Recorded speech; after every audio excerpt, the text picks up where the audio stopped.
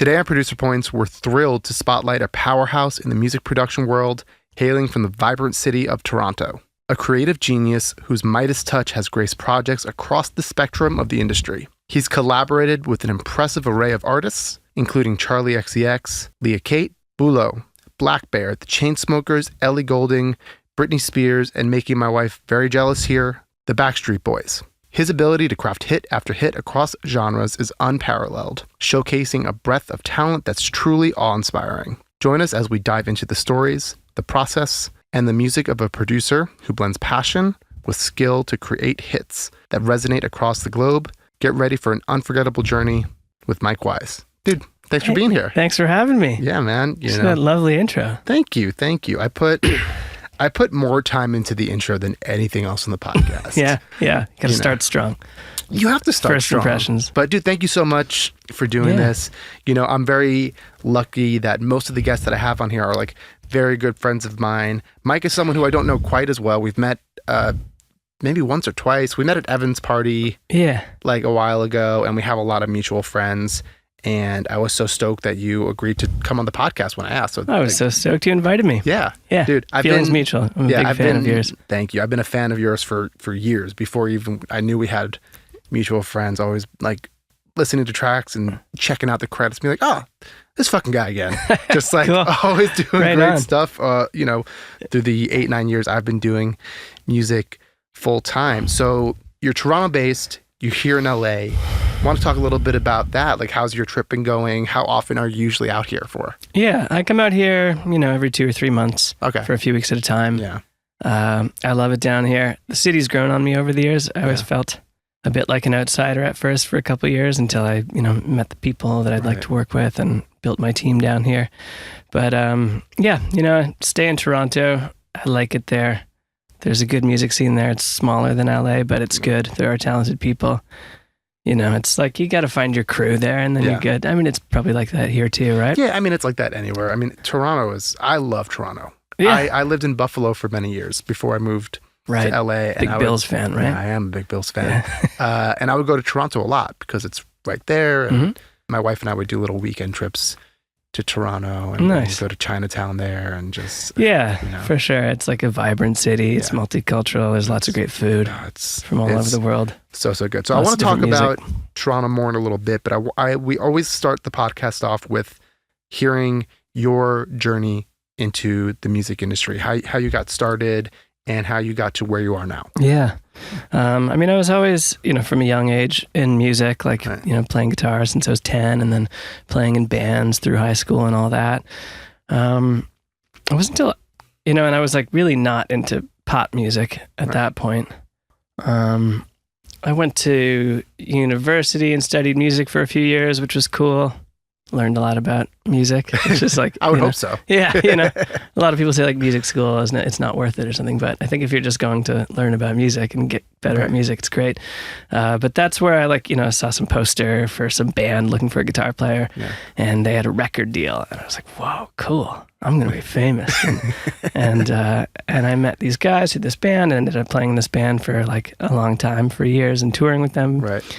They became my best friends. For the listeners, what was the band's name? It was called the Midway State. Yeah. And that was sort of my like first foray into pop music and being in a studio and learning about, but yeah, that was my first foray into pop music and got me interested in that. Before you got in the band, were you doing any like demoing or making productions at home by yourself at that point? Yeah, for sure. It just wasn't, like the structured pop music, I guess. It was like me just kind of flailing around, trying stuff and experimenting, which is great, right? That's the best kind of producing. Yeah. Fuck around and find out. Can you swear on here? No.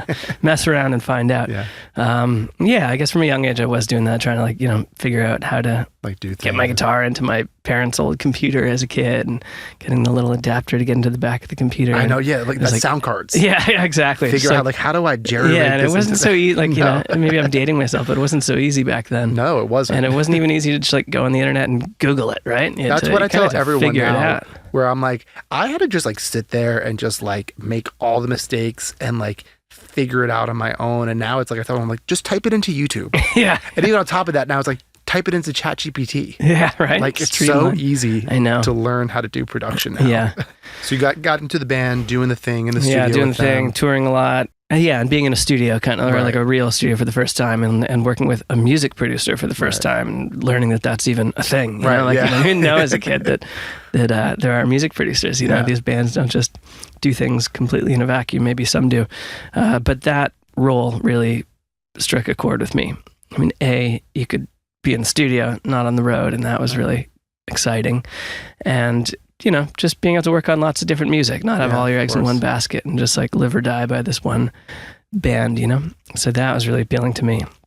And from there, you know, I started learning how to use Pro Tools and do things in the box and how to program music. And that was also like a aha moment, because suddenly I could like make a whole demo by myself. I wouldn't have to like get my band and like try to explain to the drummer how I'm hearing it, and you know, he hates me because I'm telling him what to play and trying to get the bass player to do what I want. You know, you could just do it yourself. That is such a thing. Like I was in that same boat where I was like, in my band, I was kind of like, it was me kind of leading the way for the most part, because I was also doing all the demos, and being in the band space and like telling people like, can you do this or you do this, versus just like, I'm just gonna make this and then like interpret this how you want. Totally, yeah. You know, and there's beauty in both processes, right? Like being in the jam room with your buddies is really great too, and something else will come out of that you wouldn't have done on your own, and that's great too.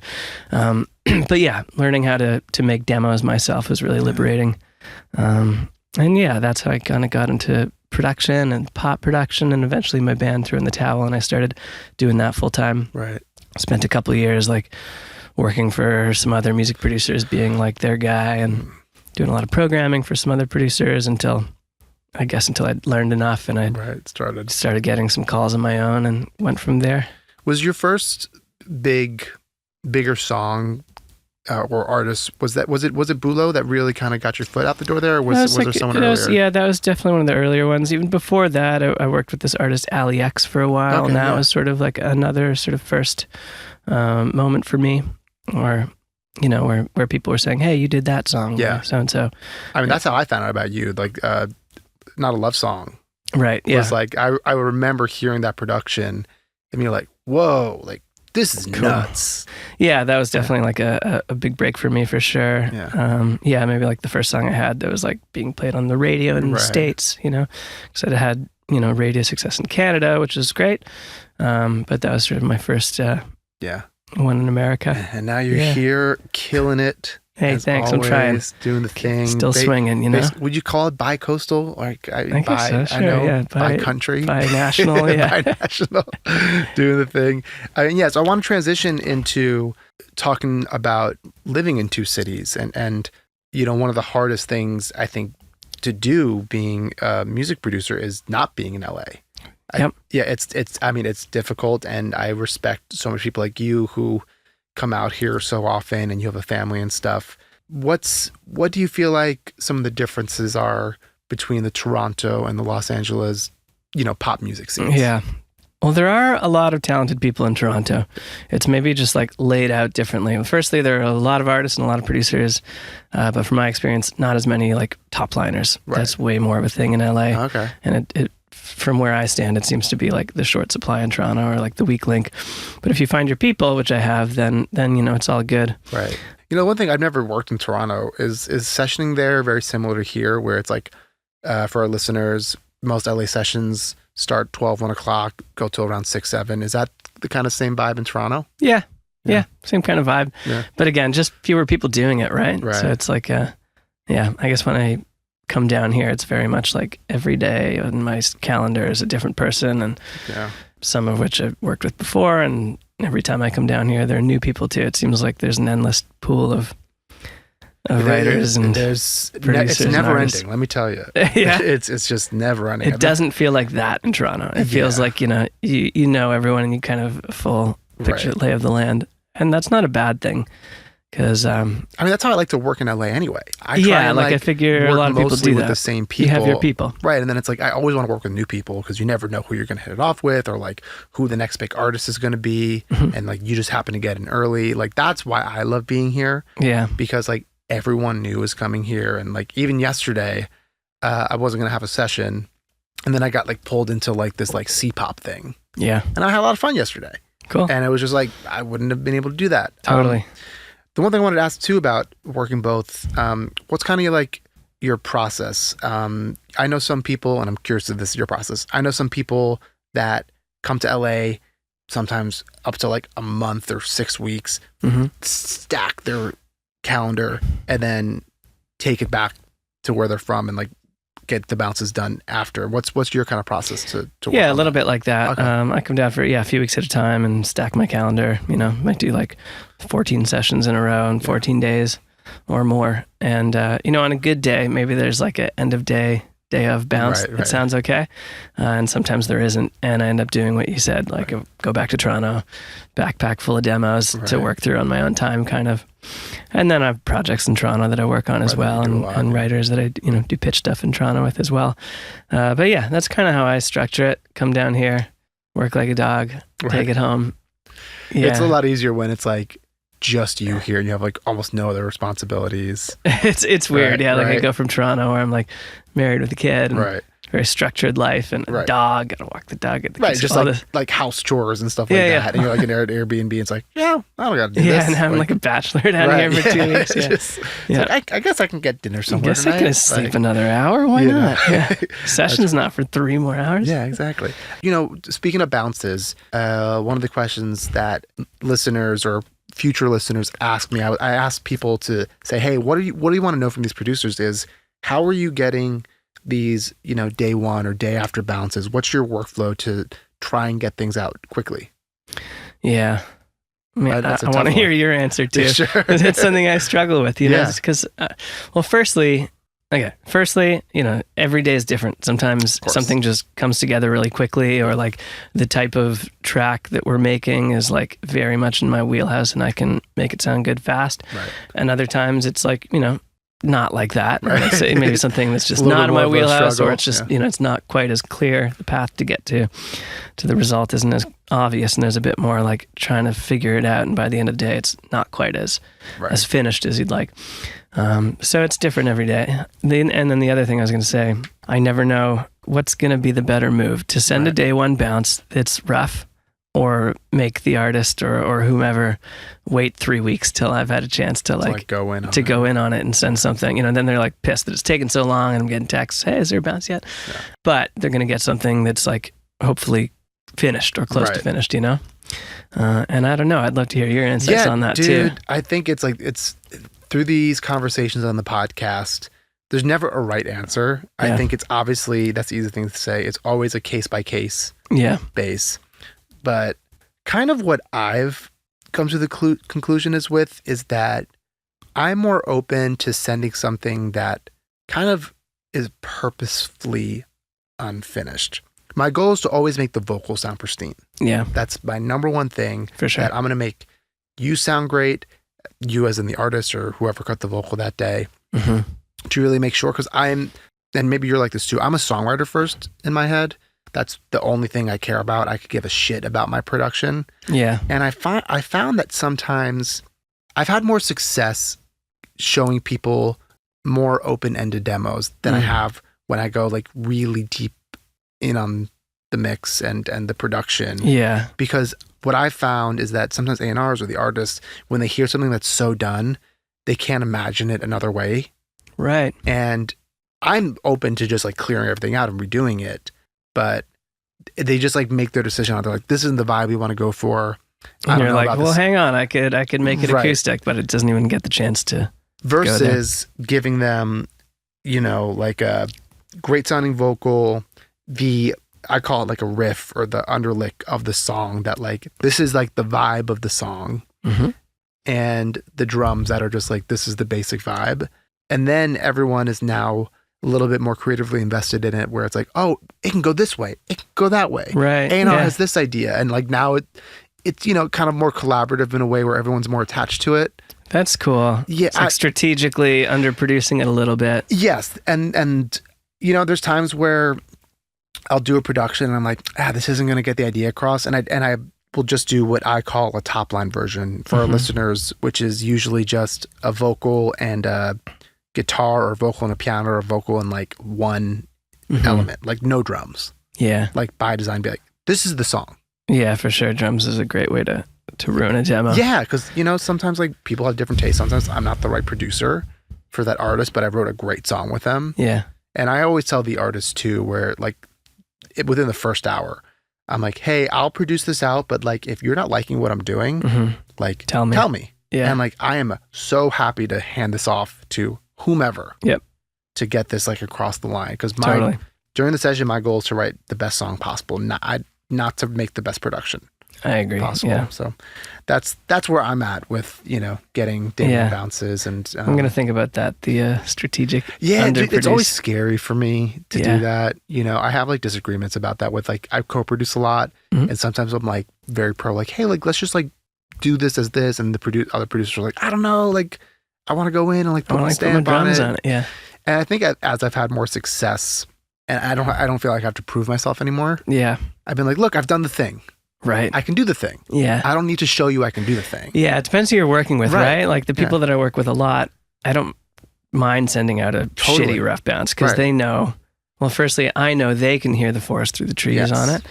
And I know they know I can make it great with time, when I go in on it. So I'm not worried about that. Yeah. It's people you haven't worked with as much where you need to worry that like they're going to hear the rough bounce and be like, oh, Mike kind of sucks or something, That's, again, I had the same thought process every time. It's so nerve-wracking. It's the worst. And the same thing goes for A&Rs too, right? Like, totally. Do they know what you're capable of or not? Exactly, man. Yeah. But, I've had success with both and failures with both where like, a shitty rough demo resonates with people. And I've produced things out just for it to be like wrong or it's the wrong song for me to have gone in on.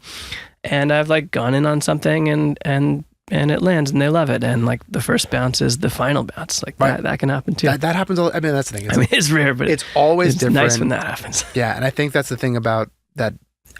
I think producers need to learn as you're doing this is learning to be adaptable and flexible in learning to let go too. And honestly, like there's nothing better sometimes where it's like we had the day one demo, I'll go in and like do the thing and blah blah blah, and everyone's like, I don't know, that demo's magic. And it's like, cool.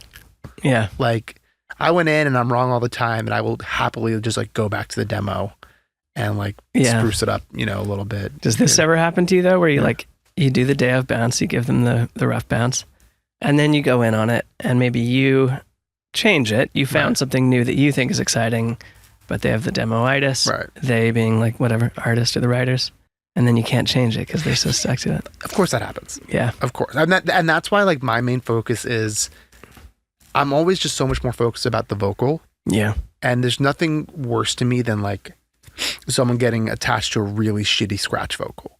Oh, I see. Right. Like to me, it's like my production, I think that's so much more subjective sometimes, but like I think with vocals, it's like, nah, you're just used to that. Got it. Like I know we can do better. Yeah. And there's just something about the day of vocal. But that's why day of vocals, like I say don't allow in quotes, but I really don't allow people to like record on an SM7. Yeah. I say like my mic is 2 feet away, like go on there, like let's do more than 2 takes per thing. Yeah. Like let's just do it for real. Yeah, totally. And then it's done. And always do it for real. Yeah. It's either for real or it's like we're going to do this in one take. Right. And it's going to be so shitty that you're going to want to do it again. Gotcha. Yeah. Where it's like, hey, I got a dinner. We got to get the fuck out of here. It's like, okay, then like I'm going to make this like shitty. So I have to force you to come back. I also don't mind the like, not a day of bounce, but a day of voice memo. Yeah. I like that move. I know. There's some people who do that. Like songwriters and artists like used to like sneak. Yeah. And like I would like say, it's weird to say like catch them. I'd be like, you can record, like just tell me. Yeah. I don't like being lied to. Like if you want to record it on stealing the demo quietly. Yeah, no, it's like it's fine. It's just there were people who would like do it, and like I like I'm not annoyed that you're doing it. I'm just annoyed that you're not telling me that you're doing it. Yeah. And I know it's the based voice on... memo is good though, because it sounds exciting, it's got the like iPhone compression. No, right. It does the thing on there that it's just like everyone's like, ooh, this is the thing, and like look, it's so cool. Almost like in TikTok when it's like it's picking up in the background, that whole thing. So the next thing I want to talk about, especially you being in Toronto, what are some of your favorite spots, either here in Los Angeles or Toronto? Like where are you suggesting people go to eat? Yeah, definitely not like an LA foodie expert. Yeah. Partly because I'm not the biggest foodie in the world and I don't live here. But when I'm here, I usually work in Woodland Hills. So there are a couple of spots there. There's Dan's Super Subs. Do you know that spot? No, what's that? It's like this old hole-in-the-wall sub sandwich place that's been there for years. I think they had like a Joe Rogan plug, and now it's like Now it's all but it's like good subs. Check that out. okay. What else is out there? I'm also just above Topanga in Woodland Hills, so I like it down there. There's a pizza place there called Endless Color. Okay, check that out. That's always fun. Looking for a good pizza place. Endless Color, and there's this really cool brunch place there. Cafe on 27. Yeah. It's in Topanga. You're like in the mountains overlooking over there down to the ocean. I'm never really out there. It's so funny because usually when people bring up restaurants, I'm like, oh, I know that place, but like I never go that far out. Yeah. No, I don't know a ton of restaurants in LA. Yeah, but these are good. What else is out there? Tel Aviv Grill. Okay. Yeah. It's like a shawarma falafel Israeli place. Really good. I'm always looking for good Israeli food, man. It's like, because it's its own version of Middle Eastern food because it's kind of like Eastern European inspired as well. Yeah.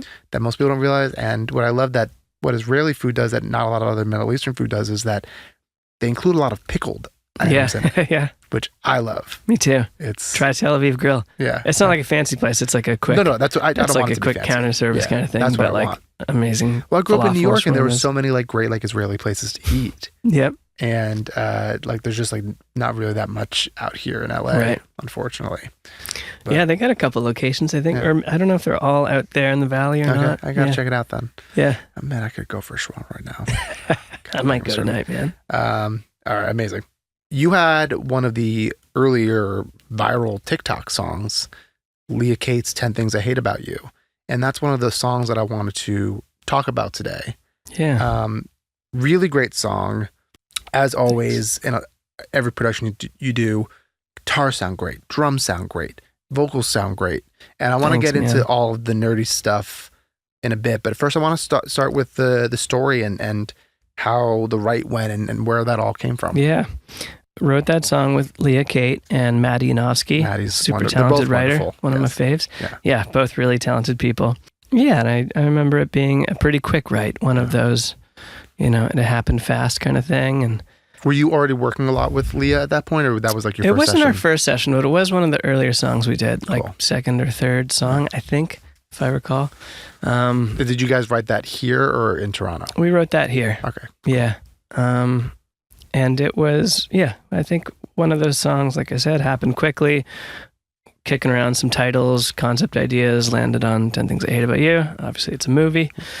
Yeah, and maybe when you have a title like that, a concept like that, it's sort of, not that it's easier, but you have a roadmap, right? Oh, no. You're going to think of 10 things, and you can spend more time just like bulletproofing it and less time sort of trying to find the thing or exploring, sniffing around, I am a person that I want the concept first. Me too. It doesn't have to be that way, but when that happens, but I love that. I love that. It's like... You know where you're trying to get to. It's your North Star. Yeah. It's a lot of songwriters use like the thesis. Totally. Where it's like, once we have our thesis, every line's going to point back to that. Yeah. And we can just like, it just makes writing so much easier. Absolutely. In my opinion. It also helps me produce it out. Like if I know what emotion we're going for. Totally. You know what I mean? And just like not making a random track. Like I don't want a track that feels like sexy and like laid back and the song is about like you want to, break up with someone. Like that doesn't make sense to me. Totally. Yeah. So that was very much, there was a concept, there was a title, there was a roadmap. Yeah. And then it was a matter of like, filling it in and it happened pretty quickly. What was this? What I was getting excited in the room. Yeah. Again, big shout out to Maddie and Leah, who are both killer lyricists, which made it really easy. And I think, there's definitely like a day of demo that was probably pretty close to the final thing. Yeah. Because like you said, when you have a roadmap and there's, you know what the emotion is, then it's much easier to produce at the track. So especially also when it's like on the track. Guitar based. Yeah. You know what I mean? Like if I want to do stuff on guitar, it's like, this is my world. I can do that. Yeah, totally. I'm a guitar player first as well. So when I'm in guitar land, it's definitely easier, faster, less exploring. Yeah. So speaking of the guitars you do always sound Really, really great. Cool. What's thanks. your normal process? Are you DI, Kemper, amping up stuff? I'm DI. I'm DI? like, I'm not exclusively in the box, but I'm on the spectrum of like in the box guy to vintage gear, nothing in the box guy. I'm probably further over to in the box guy. Yeah, DI, play it well. Right. I mean, that's always the first step. Yeah, and I guess I like the, flexibility of DIing guitars and being able to, like, if we're geeking out here, right. which we are, right? Go deep. I guess I like the ability to change the sound as I go. Right. I like the ability to, like, time or edit the DI signal before it hits an amp. Yeah, that makes it way easier. Yeah. When you're in the box, Hmm? are you using guitar emulators? And if so, like, what are you using? Yeah, probably like some guitar rig, some what's that company that's everyone likes right now? DSP? Yes, Neural DSP, like the Corey Wong and what's the other one I have? Tim Henson. Yeah. Use those. Some of the UAD stuff for sure. Yeah. The UAD Plexi guy. That's Honestly, one of those amps that it's just like every time I like start using it, I'm like, right, this sounds great. Yeah, totally. It just has that sound where it's like amazing and it just like does the thing. Yeah. Really, really well. Mm-hmm. So yeah, I like the flexibility of DI guitars. Again, it's like, when you're kind of getting into like arrangement and mix land, and maybe this part needs to be chunkier, so I can like just put the DI in another channel and put it through a different amp sim and get what I need. Yeah.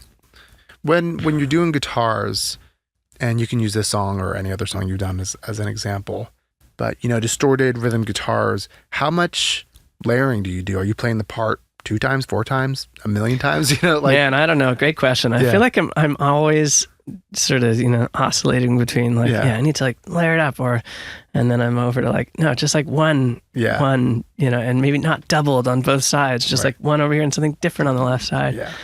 Yeah, always changing. I don't know. I definitely don't have like a set thing. Like a set thing. Yeah. And like maybe, like say you have like a song that's like an acoustic guitar and a vocal, right? Or at least for like part of it. Yeah, I'm always like, can never figure out, do I want 2 guitars on the sides, so the vocals in the middle, or it's more badass with just 1 guitar in the middle, but how do I get the vocal now? All this. You know what I'm doing? Speaking of 1 acoustic guitar and a vocal, have you gotten into mid-side recording at all? Like putting 2 mics on a guitar type of thing, or no? So not even like left, right, like literally what mid-side recording is you have 1 microphone in cardioid, but then you have a second mic that, and I usually use a ribbon, but that's figure 8. Okay. So basically what's really cool is like you have the figure 8 mic kind of catching the sides. Yep. And then the cardioid catching, what's right in front of it. Okay. And then basically what you do is once everything is recorded, you duplicate the figure 8 pattern 1. You pan them each hard left, hard right.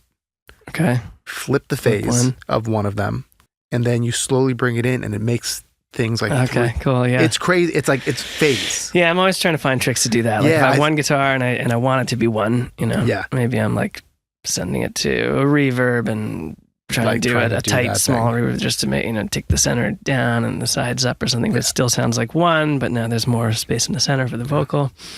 Yeah, but that's what I've been doing. I've been endless struggle, Dude, I'm telling you, like mid-side, I've been doing it for a year, and it's like changed my life. Cool, I'm gonna look into that. Yeah, it's like cool. It's been a lot of fun.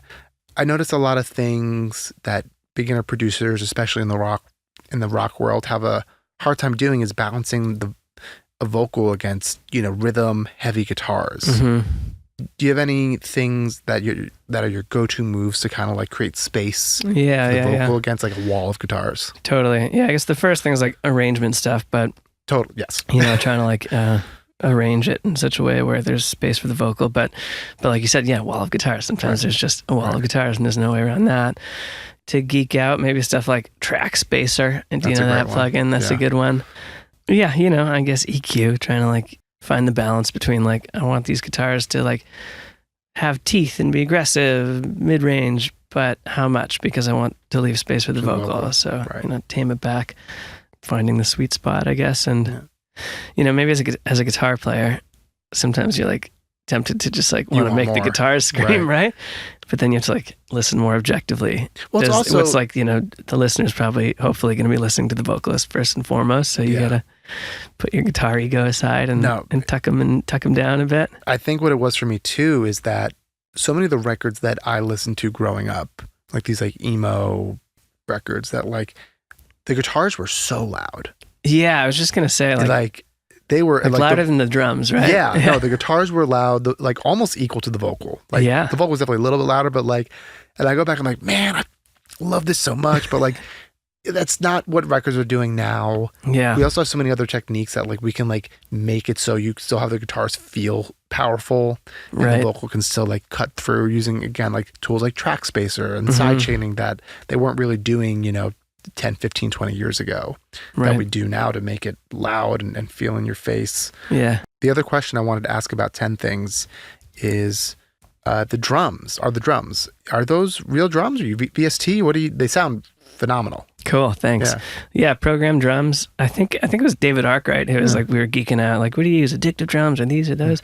And I had the like Native Instruments Abbey Road ones that I hadn't touched in years, and he was like, try he loves those the modern kit, I think it was. So I started using that, and I think that's on there, layered with a bunch of samples. And like, even like that, I think the thing that's most convincing about it is like the snare build, right? Yeah. Like, and that's all you're saying. Like, just like getting nitpicky in there with the velocities, I guess. Taking your time and like doing it right. Yeah, totally. Also, drums sound great. Shout out to Mix McCarthy, made it sound great too on the mix. But yeah, I guess just like careful programming and picking the right samples and not like over layering too. I think that's probably something I used to do too much of, just like layering too many kits and samples together.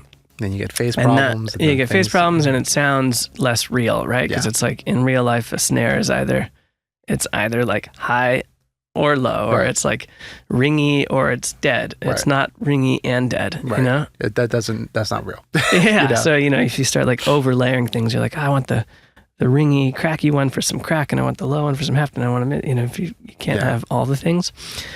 So yeah, I guess like not overlaying it so you can actually hear the quality of the drum or something, Once you have all your drum layers and everything, and this is really for anything, but how much drum bus processing are you doing, if any? Some, for sure. Probably like, an SSL bus or something, maybe something tapey or tubey. What's your favorite like tape tube kind of plugin? Tube, maybe like Saturn. What's that other one? Black Box. Oh, Black Box, I love that. What about other food group kind of processing? Are you grouping like your instruments, your guitars, your vocals and stuff like that? Or are you more just right to the mix bus? Yeah, not a ton of that. I think I used to do that more. And I probably more often than not would end up like overcooking things and handcuffing my mix a bit, you know what I mean? Where you've got like so much processing and bus processing and sub bus processing where like you go to like turn a snare up and you can't, or you go to turn it down and you can't, because everything's just so clamped, compressors, like. Yeah. So, but having said that, there's like, powerful things you can do. So I guess, again, it's like a balance thing, I guess.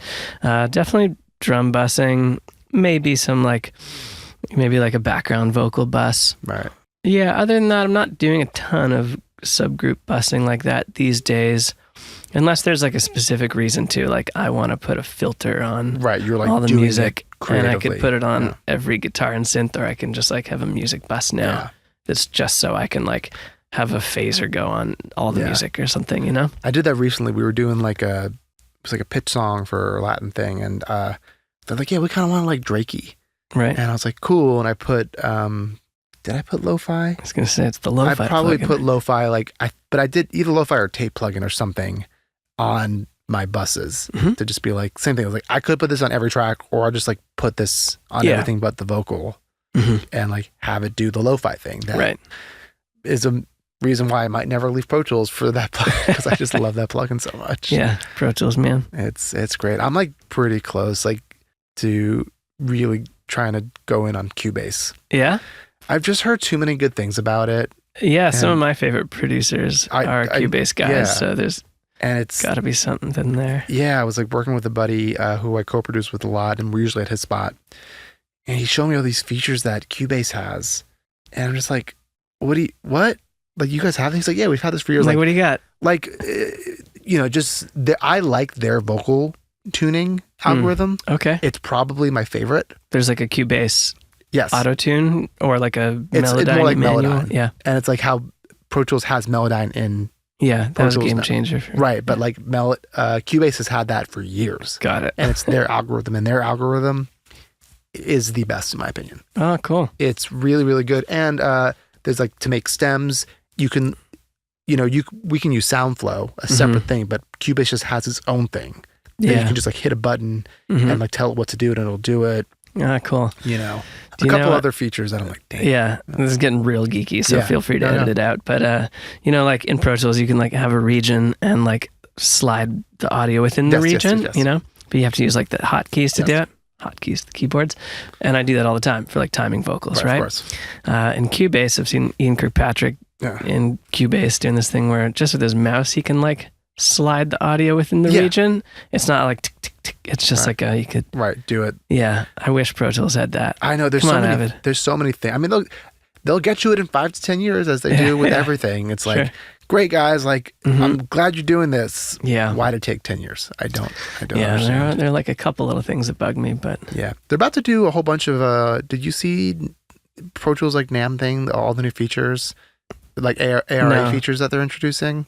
No, like, tell me. Like RX is going to be an ARA thing, like how Melodyne is. Yeah. The Melodyne's so good now, right? Yeah. Just like in writing sessions to be able to be like, I'll just fix that little thing now. Oh yeah, right. Not very like quickly. I used to do a lot of like, I'm gonna go in on the vocal. I'm gonna like, but I'm not gonna Melodyne it right now because I have to do it this way and that way in this process. Now I can just like fix a little thing. I love using it too for like all my backgrounds where it's like quickly like tune them, but I also love Melodyne's.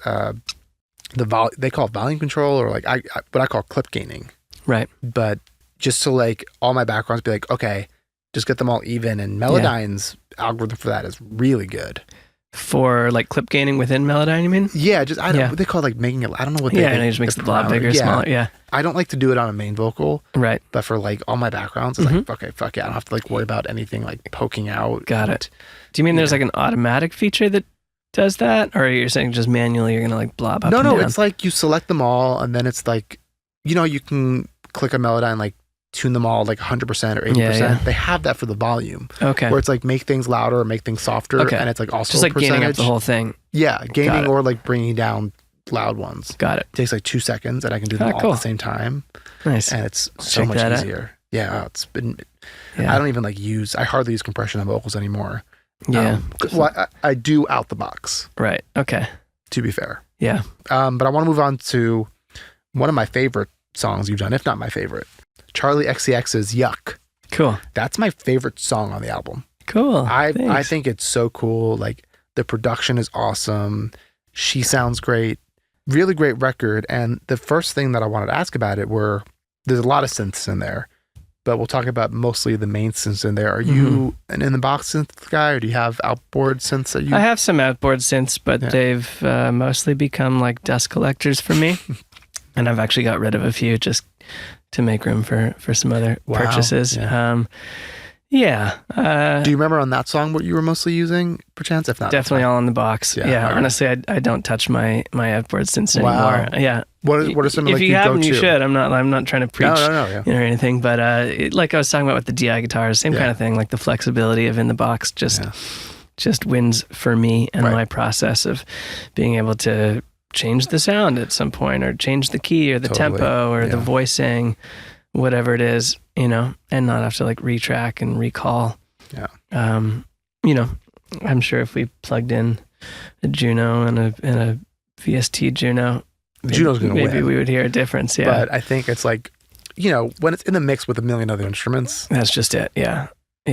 you know. Maybe if it was like a song that was like just a Juno vocal. Right, exactly. Maybe I'd go for the real one, yeah. I want to go for the real one when it's like, this is the sound of the record. Yeah, like, for sure. And I'm going to really lean on it. Yep. That's what I want to do. But I want to ask, like, so if you're not using Outboard Synths, like, what are some of your go-to VSTs? Serum, Omnisphere, Yuhi stuff, Diva. What else? Yeah, you know, like I have lots of them, but I feel like those are the ones that I usually end up in. I'm the same. I mean, I'm obsessed with Omnisphere. Yep. Have you gotten their expansions yet? No, like those. What do they call them? They have a word for them.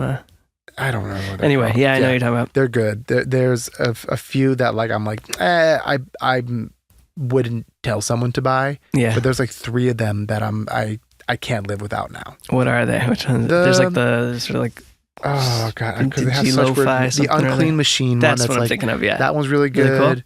There's one that's like it's the color blue. I don't know what it's actually called. And it's like there's another that's called like the color yellow. Okay. That I just can't remember. There's like a nylon string guitar one that like is fine. Right. Mm-hmm. I like bought it because I like was buying the other ones. Yeah. And then there's like another one called Twisted Trees that just came out. Okay. That like is also fine. If so I was sounds scoring, like you're scoring some right. Some if haunted... I was scoring, I would use it a lot, and I have used it again. Like it's something where I'm like, I'm glad I have this. I won't tell people to buy it. Yeah. But the other ones I will tell people to buy. They're really, really good.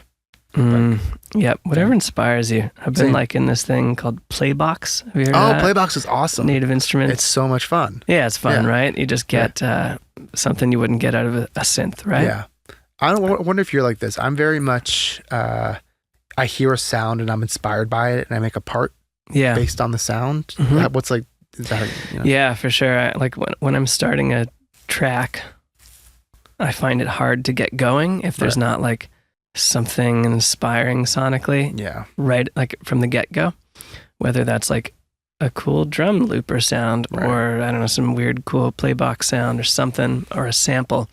I find it hard to do it. I know a lot of people do. Just like I'm gonna make a little snare. I'm gonna put in a pad. Now I'm gonna put in a bass. Now I'm gonna put in like it's hard for me to just do that without some sort of spark. Yeah, I'm sonically, you know. Just because like I play guitar a certain way. I play chords and piano a certain way, and if I'm using like the same 5 sounds over and over again, it's hard for me to like write to that. Yeah, exactly. As a top liner.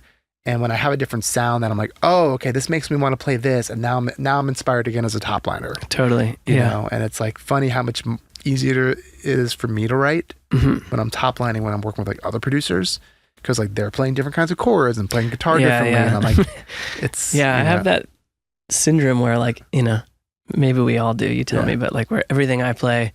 This sounds boring or something, but once like the other producer in the room like plays one sound, I'm like, wow, what was that? Yeah, that cool. And they'll do the same thing with me. It's just like this like self-deprecating. Right, we all have our styles and how we do things. Yeah, and it's like, or maybe it's like you know what the sound is and where it came from, so it's like boring to you because you've done it before or something. But when somebody else has, you're like, what's that? It's like, oh, it's this thing that you already have. It's like, cool. Yeah, cool. Sweet, right? Great. I guess I'll start using that again. The other thing about that track that I really, really love is the bass guitar. Same question. Like, do you remember? Is that real? Is that a VST? What's your normal process with that? It's a VST. Yeah. The bass VSTs are great. Yeah. Do you remember what you used on that one, or what kind is kind of? I can't remember. It would have either been a Native Instruments, like either the Scarby or the P bass, J bass, one of those, or Chilean. Yeah, they're both great. Those are my go-tos as well when I'm not actually playing bass. Yeah. And I will pick up the bass too. Like I love playing bass. I guess just depends on the part or, or what I'm just feeling that day or how lazy I am. Like sometimes I'll program something with the intention of replacing it later with the real bass or the real whatever it is, but it ends up just staying because you built your track around it, and now it's sort of like if I change that, well then I have to change the kick. So if it works, it works. I'm the same way where I'm a very good bass player, but like more in like the rock sense of things. Yeah. Like you want like a bass that sounds like, I don't know, something that Coldplay would do, like totally. I'm me. the same way. You want like someone to slap the bass? Yeah, not me. Yeah. And like especially program it. Right. And that's the thing. What's wonderful about programming, right? And that's what I noticed about in the track is that every note and note length seems so intentional. Yeah, totally. And it's, unless you're an incredible bass player, it's just hard to do that when you're playing.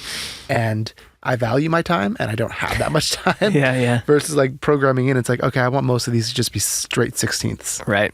And like, I want them to always end when the snare comes in, or, something like that. Yeah. And but then there's some things where I'm programming and I'm like, but damn, I wanted to like do this slide or something. And I'm like, I know, what if I hold the sustain up, then will it do the slide? And then it's like, okay, I'm just going to pick up the real bass. And put the slide in on the real bass, Yeah. Or I might have both, there might be like programmed bass, but then there's a moment where I do a thing on the live bass because I don't know how to program you want it. a little bit of that human feel. For sure, yeah. And again, it depends on the music and the genre and all that. No, I mean, that's what I thought it might have been programmed. Yeah. Because it like sounded so good. Right. And so tight. So I was like, it's either programmed or he got a really great bass player to come in there and play bass. Yeah. Also, shout out on the mix, Jeff Swan made it sound great. And I think that was like, I remember Charli XCX, like, getting the mix, and like, I think the only note I remember getting from her was like, let's just make sure the bass is big and fat. Yep. Okay, I want to move on to our next more nerd focus segment here. First one is, what's a current plugin, piece of gear, instrument that you're obsessed with? Could be something that you've had for a long time. Could be something that it's a new toy that you just, what's something that you keep kind of going back to? This is like a non-creative one. And I probably have some creative ones too, but I sort of like live and die by Metric AB. Yeah. Do you know that plugin? Yeah, I do. I rely on that quite a bit for like perspective, like sonic perspective. I guess this is more of like a mixy kind of thing. Yeah. Of like, when I'm kind of nearing the final stages. Yeah. I've like, I've thrown all the paint at the wall, and now I need to like peel things back and make it sound good. Then spending a lot of time in there for sure, trying to like get my sonic bearings, I guess. And are you like using the same reference song every time? Or maybe like trying to find something within the genre. Yeah, exactly. Yeah. Or like, genre and the tempo even too, Right. But more creative wise. I keep coming back to Playbox that I mentioned already a lot. What else? I'm always, again, Serum is sort of like my synth workhorse, but I'm always trying to find new presets for it. There are like a million. Dude, I just bought a bunch on ASDR the other day. Yeah, exactly. Like stuff like that, or going on YouTube and watching guys make sounds or like copy sounds. I can't do that. That's not what I do. Yeah, I can't do the reverse, and I can try, but there are guys out there like, here's how to make this sound, and they can totally reverse engineer it. Well, I want to talk about Metric AB really quickly, because that's kind of like tickling my brain, and our listeners might enjoy hearing kind of your workflow on that. When you're going back and forth between your mix and the reference mix, what are some things that you're mostly listening for and trying to match? Yeah, I guess when you're trying to get your mix up to volume, right, to a competitive volume, how to get I'm listening in Metric AB, comparing to other records, to figure out how to get there without just like squashing my mix. Right. So maybe it's like, it's the problem is that my bass and kick are actually like way too loud. So I'm going to like turn everything down now, or loosen my limiter and get the vocals up more, or the sort of high-endy stuff up higher in the mix, or the opposite of that. Balance, I guess, is kind of the thing, right? Like, because like your ears can play tricks on you, right? Just like your eyes can play tricks on you, especially when you're so deep in the mix. Yeah, exactly. If you're listening to it all day, then you're just used to how it sounds, and little do you realize that your vocal is way too quiet, or your bass is too loud or not loud enough. So just like having that perspective, breaks can help with that too, for sure. But that's a good way that I find, is to just jump over to another record that you think sounds great and you're kind of shooting for sonically. Sort of resets your ears, and then you come back to yours and realize what's wrong with it.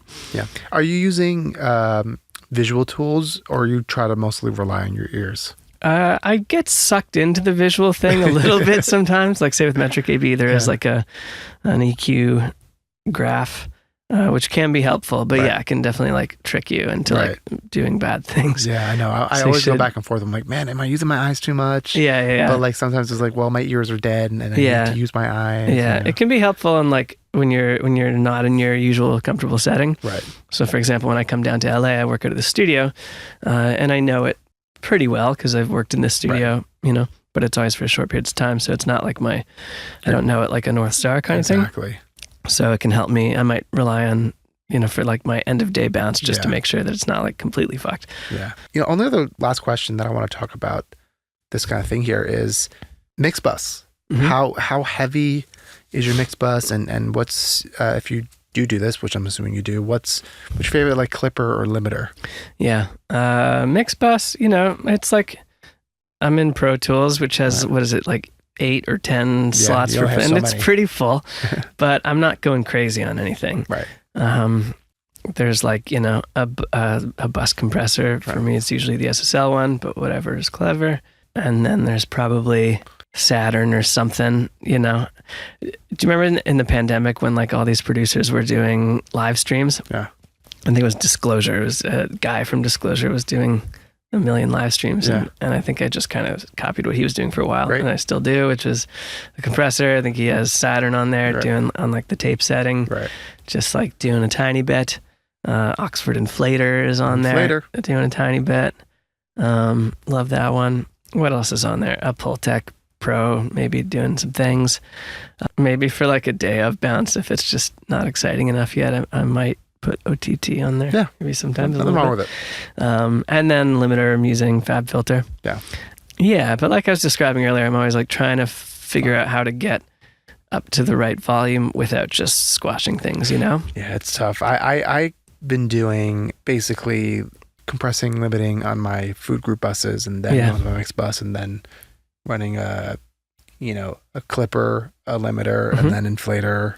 Yeah, like, I've started doing the clipper thing before my limiter. Sometimes maybe but I don't know. Is that the right thing or not? I always feel like I'm going to send it to the mixer and he's going to look at my session and be like, oh. I mean, I'm fighting. Like if it was up to me, I wouldn't be doing that. But I'm fighting A&Rs and managers who louder is better. It's what the human ear likes. And it's like on average, like people like things that are louder. And if that's going to like help sell the song better, which I believe it does. Cause I hear back all the time, like everyone's like, oh, everything you do sounds great. I'm like, I think it's just loud, but like, that's fine. Like if that's what's going to like get you like excited about a song. So that's what I feel like I'm fighting. That's like, I try not to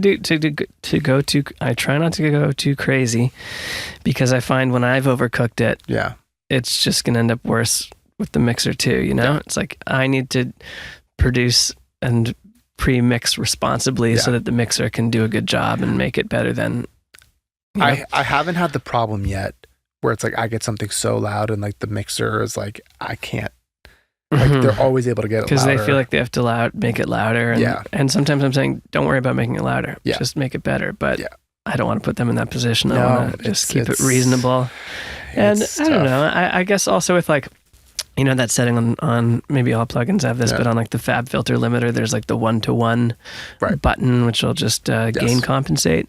So I'll hit that and just make sure that... So like make sure you're actually hearing what you're hearing. Yeah, because sometimes I'm maybe overcooking it and then I go 1-to-1 and can just bypass the plugin with it gain matched, turn the limiter off, and I'm like, oh, my drums are back. That's better. And I mean, it's important to hear that. Like, to like, again, is it just louder and better, or is it just louder? Yeah, because I have to, I also remind myself that like the artist or A&R is like, they're not doing what I'm doing, where I'm like in iTunes, like A, or in like Metric AB, and like A being two things to check the volume. Like they're not doing that. They're just like turning it up till it's loud enough, and then they hear it. Totally. So I don't fuss too much with volume. I guess I have like a LUFS in my head that I'm trying to hit as like a bass line. What's the bass line you're trying to go for? I think I'm trying to hit 8. Yeah, that's where I'm at some point, 8 is my usual goal. Yeah, I want to hit 8 at some point. Yeah. In the song. Yeah. Yeah. That's what I found. I think it's like anything below that, like it's just... Yeah. Then something's probably not loud enough, right, in your mix, right? You figure it out. So we're going to move on to our last segment here. It's called Plug or Unplug. Okay. I'm going to give you a plug-in, piece of gear, instrument, whatever. Yeah. You'll tell me plug if it's something that you love and you use a lot. Unplug if you're like, nah, not for me. Cool. Or bypass if you don't know what it is or you know what it is and you just haven't had the chance to use it. Sweet. Fun. Let's go. It's like a batter's box. Yeah, and it's funny. We've already mentioned some of the things here. Well, not some, maybe only one. But it's always fun. First one, Aberrant DSP's Digitalis. Is that one that, it's like all white? Yes. Is that the same as the Sketch Cassette people? Yes. I guess I got to say bypass. I haven't messed with it. Maybe I demoed it at some point. Yeah. I'd like to mess around with that. I feel like there's nothing else that does that. Right? Yeah, it's fun. I bought it because I want to support that company because they make great plugins. Yeah. And not it's too like, expensive. I think it's just like two bros. Yeah. Cool. Yeah. And it's like, it was like $25 or something like that. Right. So I bought it. It's so weird that I can't reach for it too often. But the couple times that I've like put it on something, I'm like, oh, this made the sound. Like now it's the thing. And I mostly just like going through presets on that and then like tweaking because there's so many parameters. Yeah. But it's a lot. It's like a fun plugin that. Cool. I'm gonna dive into that. Yeah, like when it does the thing, it does the thing, and most of the time it doesn't. But it's a lot of fun. Baby Audio's Magic Switch. Bypass. What's that one? It's like they call it Magic Switch because it's like a thing that you just switch and turns it on, and it's like kind of like vibes it out. Okay. It's fine. I like a retro vibe. Yeah, like retro AV vibe. Or like I don't know how to describe it. It's like kind of 80s inspired. Cool. Again, does the thing. Yep. And I believe it's actually free. Hey, we like that. Yeah. So I'm a big fan of Baby Audio. I like a lot of the stuff that they make. I think I'll check that out. Yeah, they're one of like the cooler plugin people that aren't just like recreating vintage gear. Yeah, I don't need another. Right, it's like I don't need another 76. 1176. Yeah, right. It's like make something like cool and like Digitalis. Yeah, like, give me something like that. I'm the same way. Like I want like creative, inspiring. Yeah, plugins. and they do really great things at Baby Audio. Next one, Submission Audio's Flatline. It's like a clipper. Bypass. It's a great one, man. I'm stumping you today. Yeah. That's like my go-to. 3 strikes in my hat. Yeah, that one is actually, I love it because it's stupid simple. It's It's got a clipper? 3 knobs. Yeah. That's it. Cool. And I think I use standard audio clipper. Yeah, that one's great. Yeah. I love that, but it's like when I want things to be a little more complex and like, on like mixed bus or drum bus, like that's the one I'm going to go for. But Flatline is like, oh, this guitar is just like kind of like peaking every once in a while, like Flatline on there. I see. Because it takes me like 2 seconds. It's a utility kind of thing. It's just visual. I can see it do the thing. Yeah. It's a really great one. Cool. I'll check that out too. You got to send me this list later. I know, right? Next one, which we already spoke about briefly, but Sonics' Oxford Inflator. Yeah. Plug. Big plug. What are you mostly using it on? It's definitely on the master bus, usually on the drum bus. Might have it on like a vocal or like a vocal. What do you call them? Food group. Yeah. Yeah. It's great, dude. I use that. Great. Just like a gooder, bigger fire. Yeah. A bit of a mysterious plugin. Don't know what it does. No one knows what it does. Yeah, nobody knows what that one does. I don't even know if they know. But everyone seems to like it. I love it. I use it. It's on my console. Yeah. And it sits on my vocal chain there. And it's just nice when people are like, oh, can I get more vocal? And sometimes, the solution is just bring it up in console, but that's it's like clipping. Yeah. And what I found is that I'll have Oxford Inflator and I just bring up the percent, the dry wet. Yep. And that's like kind of like, they're like, oh, I can hear myself now. I'm like, right. Great. It's like compressing it or something. Yeah. And like I don't record it in. It's just only for them to monitor with. But for sure. It's been really great for that. Yeah. Hard plug. Yeah. One of the greats. This one, it might be a bypass, but I kind of just wanted to talk about it because it's my current favorite plugin. Audioscape, they mostly make gear, but they've released a plug-in version of their reverb, their XL305R reverb. Tell me about it. It's great. Bypass. Yeah, so I just, they make a hardware version of this reverb. It's like a spring reverb. Yeah. And the hardware version is like $3,000. It's expensive, but apparently it's incredible. And they released this plugin for it recently. Man, dude, I've been using it for 2 weeks, and it is now my favorite reverb. Really? It is so good. Cool. And it's not cheap. It's like $150. But again, it's like another company that like I really love and support They're like, it's like a 4 or 5 person operation based right here in America. But you should try it out. It's a 14-day free trial.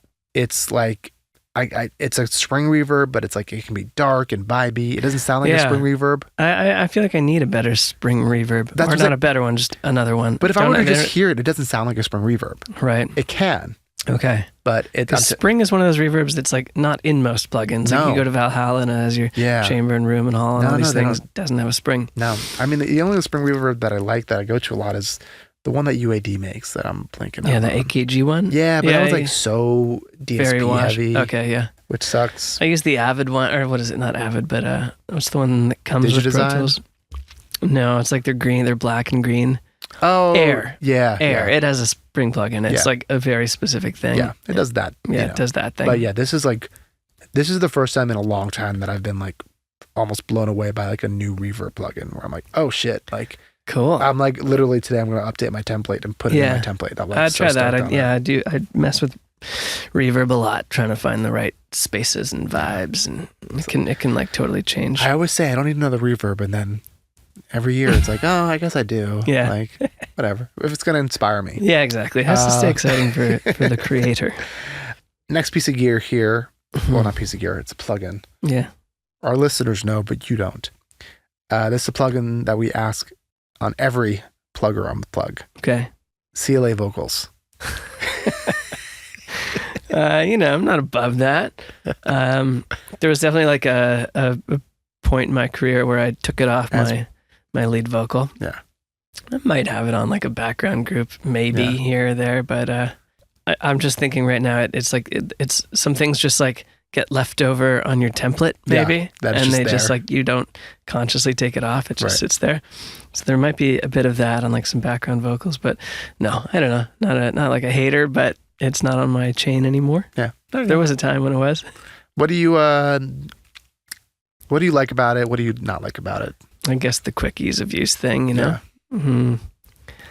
Yeah, like I don't use it a ton anymore, but if somebody was getting into or just wanting to make demos, that's the thing. I might tell them hell yeah. You can. It's one of the most brighter, dangerous. you want it darker, you want a compressor. Yeah. I guess I like the stereo thing. It has a good stereo thing for some stuff. I wish they just made a plugin with that. That stereo thing. I agree. I love that because I would love to use it as a send. Yeah, me too. Okay, I do use the CLA effects. Oh, that one's great. On a send, on a bus. I use that. Yeah. It's great. But yeah, I just want that like vocal doubler on CLA vocals. Me I too. really like it. I really like it too. It's not super like doubly or something. I don't know how to describe it. It's since we're on vocal doublers, I'm curious. What do you like have a vocal doubler in your template or something that you're kind of go to? It's probably either Waves doubler. Yeah, which is great. On a send. On a send maybe. Might send like my lead vocal to that or micro shift. I might put micro shift on some backgrounds maybe. It does a thing that sometimes I don't always like. Yeah. But sometimes I do like. My buddy DJ, aka Daylight, he just bought an original Dimension D. Okay, yep. And I went there the other day to play with it with him, and oh my god, it's so much better than any of the doublers. Cool. Where you're just like, there's like a UAD Dimension D, right? Yeah, we A/B'd like against like a lot of them, and it's like every single time I'm like, oh my god, this real one is like. It's insane how much better it is. Really? And like it's now ruined them all for me. Because I'm like, I know that is, it does something differently with like the depth and the width. I can't describe it. Yeah. But like you just like did it and you're like, I put it on there and we're like, oh, this is doing a thing that I can't quite describe. Yeah. Sometimes they do like if there's like, the slight offset between the left and right that I don't, if I can hear that, then I don't always like it, especially if I want to like, make a hi-hat wide or something. It's like I often can't do it with like say micro shift because I can hear the transients. Right, exactly. Whereas like somehow don't do that as much. I don't know what they're doing, but man, that I like, and they're not that expensive too. It's like I think you can get them for like 12, 13, 1400. Yeah. Eventually, that's in a long time, but like, man, I was really blown away by that. Cool. Yeah. Slight tangent here. Okay. Yeah. The last plugin on the segment is always a plugin that almost everyone should have used or should have in their toolbox if they already don't. Mm-hmm. Excellent Audio's RC20. Yeah, I use that. Yeah. Yeah, I like that. What do I use that for? Sometimes I might, if I've like tried Decapitator and Black Box and it's like, that's not quite the thing, I might try some of the distortions and distortions in there. there. Yeah, for sure. On like, pads, keyboards, synthy things, guitars too. Actually, I probably use it a fair bit. Yeah. Just got to remember to turn that dang noise off sometimes. I know. God, so you ever do that where you're like, you're searching for the plugin that has the noise going on? It's usually the hollow delay for me. Oh, really? Almost every time. I didn't notice the noise on that. It's usually RC20 or if there's like an H delay kicking around that like defaults to the noise. Analog noise or whatever. It's the hollow delay is one of my favorite plugins, and it's like almost always that. Oh, sorry, Valhalla delay. Yeah, I don't use that one, so I was thinking about the reverbs. Oh no, the reverbs don't have any of that. Yeah, the delay does, and it's like you hear it, and it's like very specific and it's annoying. I was like, no, I love the RC20. It's a good one. Yeah, I like plugins like that do kind of fun.